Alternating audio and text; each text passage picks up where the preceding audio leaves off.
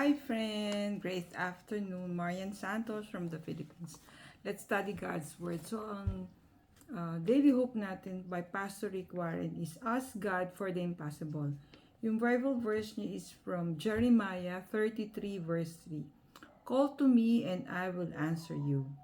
I'll tell you marvelous and wondrous things that you could never figure out on your own. So, let's ask God for the impossible. Sabi ni Pastor Rick Warren, when you put in an impossible situation, your talent, logic, and education won't solve your problem.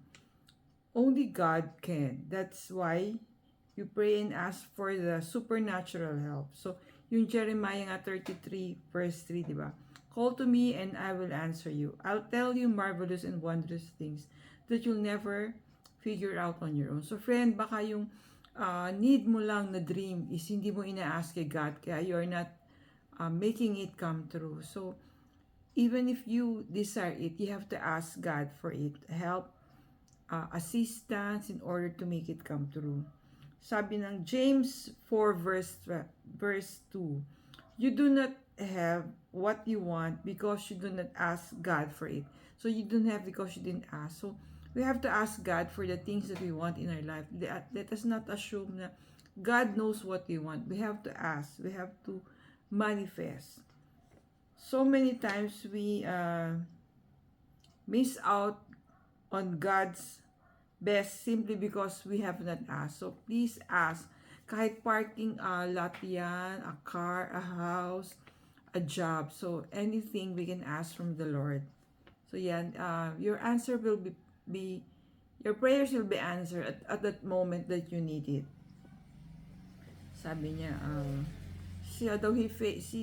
Pastor Rick Warren, his face adds, he couldn't fathom why on his own. But sabi niya, he prayed to the Lord and God has answered his prayers. So, friend, yun, life is a series of answered prayers.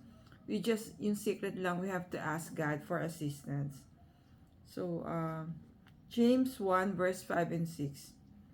If any of you lacks wisdom, you should ask God, who gives generously to all without finding fault, and it will be given to you. But you have to ask. You must believe and not doubt. Yan, friends. So, when you show faith, God will generously give you what you need to do the impossible. Yan, yung key lang kung ba't hindi natin na-achieve yung impossible na is we haven't asked God for it. So, let's ask God the Lord for these impossible things that we want in our life so that it become reality.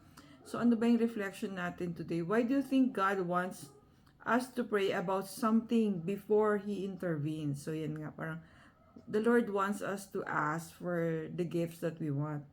Do you believe that God wants to help you and will answer your prayers? If so, how do your prayers reflect that?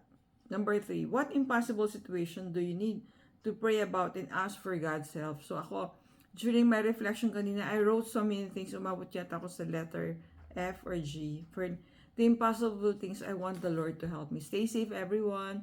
God bless you all. Thank you for watching. See you in our next video.